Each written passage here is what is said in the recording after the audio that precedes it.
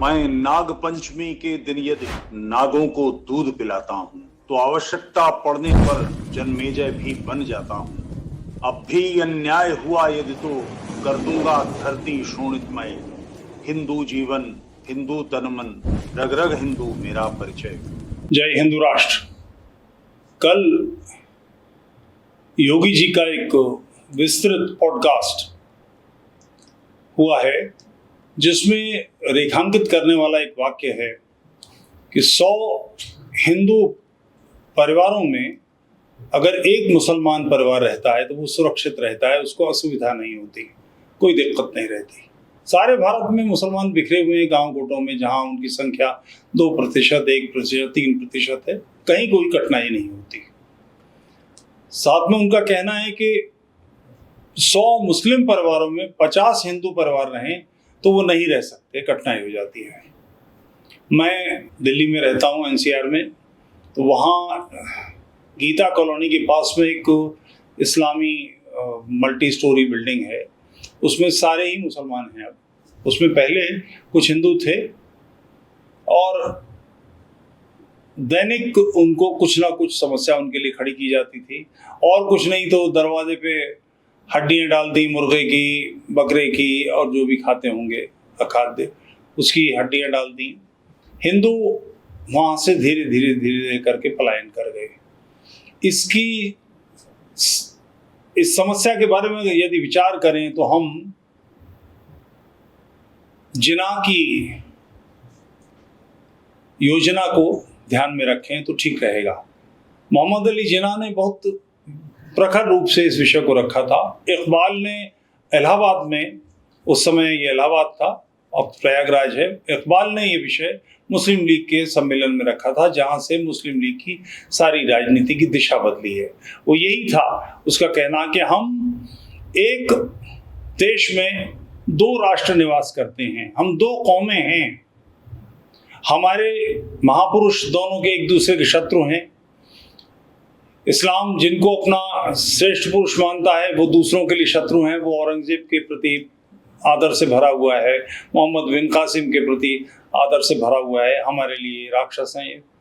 हमारे तेजस्वी लोग, महाराणा प्रताप, छत्रपति शिवाजी महाराज इत्यादि जो लोग हैं, वो सारे के सारे इस्लाम के शत्रु हैं, ऐसा उसका कहना था। ये बात ठीक नहीं है, इस्लाम के शत्रु नहीं थे, वो मुसलमानों के शत्रु थे।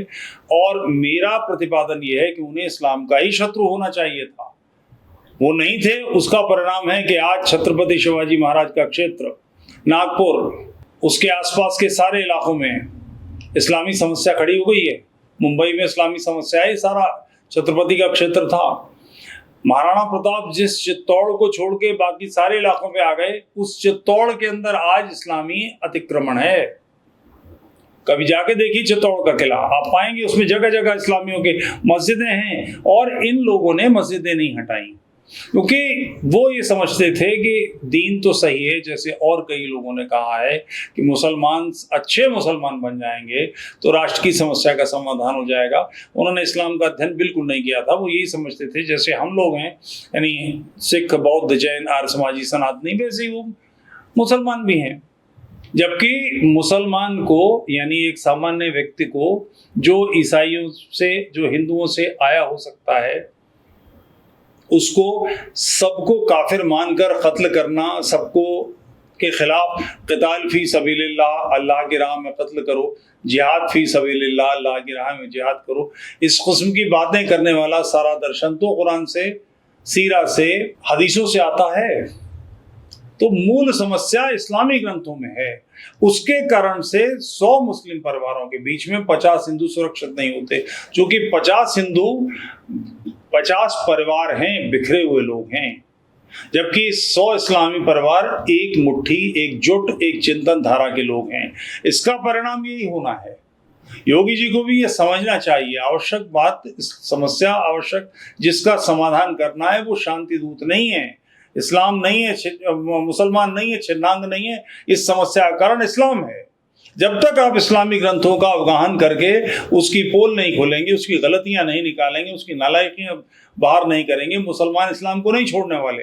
और मुसलमान इस्लाम को नहीं छोड़ने वाले तो तय समझिए वो कनाडा में हो, वो अमेरिका में हो, ब्रिटेन में हो, वो फ्रांस में हो, वो ऑस्ट्रेलिया में हो, वो पाकिस्तान में हो, भारत में हो, बांग्लादेश में हो, अफगानिस्तान में हो, जहां होंगे वहां वो बाकी सारे अमुस्लिम लोगों को, जो मुसलमान नहीं, उन सारे लोगों के शत्रु होंगे। क्योंकि उनकी मानसिकता ये है कि दुनिया में दो गिरोह हैं, एक गिरोह अल्लाह का है, एक गिरोह अल्लाह का तो कहेंगे 100% है, और दूसरा गिरोह शैतान का है। वो अपने से इतर प्रत्येक विचारधारा को शैतानी मानते हैं। जिसको नष्ट करना, जिस पृथ्वी पर इस्लामी दबदबे को कायम करना, इस्लामी विचार को स्थापित करना उनका दायित्व है। जब तक इस समस्या को नहीं समझेंगे, और समस्या को 1500 वर्ष से सारी दुनिया में समस्या फैली हुई है, इन 1500 वर्षों में केवल भारत में, वो भी आर्य समाज के आचार्य ऋषि दयानंद ने पहली बार सत्यार्थ प्रकाश के 14वें समुल्लास में इस विषय पर बात की। इससे पहले कभी विश्व में कहीं किसी ने इस पर बात नहीं की है। 300 साल प्रोटेस्टेंट्स ने, क्रिश्चियंस ने इस्लाम के खिलाफ लड़ाइयाँ लड़ी हैं, क्रूसेड लड़े हैं, लाखों लोग दोनों तरफ से मारे गए, मगर मूल समस्या कुरान का चिंतन, मूल समस्या इस्लाम का अवगाहन ही बिल्कुल नहीं किया। उनका तो ये समझ में आता है कारण है क्योंकि कराधरा इन्हीं का है, इन्हीं चांडालों की वजह से, इन ईसाइयों की वजह से, इन्होंने ही बनाया था। अब तो भाई ये तथ्य स्पष्ट है कि यहूदियों को समाप्त करने के लिए एक वैचारिक सारी प्रक्रिया घड़ी गई और इस्लाम को प्रेशर दिया गया, उसको मजबूत किया गया। इंटेंशन ये थी कि यहूदियों को मार देंगे। ईसाइयत ये मानती थी कि जीसस क्राइस्ट को यहूदियों ने हैंग कराया, मारा है, इसलिए इनको नष्ट होना चाहिए। ये मूलतः हत्यारी विचारधारा ईसाई मत का। और ध्यान रखिएगा, ईसाई मत को समझना है तो बाइबल से समझिएगा, फिल्मों से, हॉलीवुड की मत समझिएगा जिसमें ईसा बड़ा सीधा साधा झोला लेके घूमता हुआ दिखाया जाता है। ऐसा नहीं है, वो दूसरा मोहम्मद है। नॉन ईसाई लोगों को पेगन्स की हत्या करने के आदेश सीधे सीधे गॉस्पेल्स में है, बिल्कुल स्पष्ट। वो मोहम्मदी विचारधारा जैसी है वैसे ही वैसा है। बहरहाल ये सारा कराधारा उनका था, मगर भारत तो 1200 वर्ष से इसका शिकार है। 712 ईस्वी में जो हिंद सिंध पर उन्होंने आक्रमण किया, हिंद सिंध लिखा है यानी पूरा हिंद और उसका एक क्षेत्र सिंध, इस पर आक्रमण किया, वहां उसके आदेश में बिल्कुल स्पष्ट है। जो यहाँ से मोहम्मद बिन कासिम ने पत्र वापस खलीफा को लिखे हैं, उसमें स्पष्ट है कि बुतखाने तोड़ दिए गए हैं, वहां बुतखानों को तोड़ के वहां अजानें दी गई हैं, ब्राह्मणों के गले में गाय काट के उनके मांस के लोथड़े लटकाए गए हैं, वहां लोगों को कन्वर्ट कर लिया गया है। ये सारा काम 712 में हुआ है। वो पहले दिन से इस चिंतन के साथ काम कर रहे हैं। और आप देखिए स्थिति क्या है। 712 में आक्रमण किया, अफगानिस्तान उन्होंने हमसे छीन लिया, पाकिस्तान हमसे उन्होंने छीन लिया, बांग्लादेश उनसे छीन लिया, भारत में सैकड़ों जगह पाकिस्तान बन गए हैं, सैकड़ों जगह कश्मीर बन गए हैं, कश्मीर से हिंदुओं को निकाल दिया गया। और हिंदुओं की स्थिति आज भी ऐसी है कि इस बात को समझना कि ये मामला कुरान का है, ये मामला हदीस का है, ये मामला सीरा का है, ये मामला मुसलमानों का नहीं है। मुसलमानों को पिशाच बनाना, राक्षस बनाना, ये सारे चिंतन धारा का परिणाम है। तो 100 मुसलमानों में 50 हिंदू निश्चित रूप से असुरक्षित होंगे, क्योंकि 100 मुसलमान ये सोचते हैं कि 50 हिंदू शैतानी विचार से प्रेरित हैं, इनको समाप्त करना है या इन्हें इस्लाम में दाखिल कर लेना है। ये मुद्दा विचारधारा का है। ये प्रत्येक व्यक्ति को, प्रत्येक इससे पीड़ित व्यक्ति को इस बात का विचार करना चाहिए और योजना ये बनानी चाहिए कि जब तक हम योजना नहीं बनाएंगे इसमें बदलाव नहीं आने वाला। जय हिंद राष्ट्र।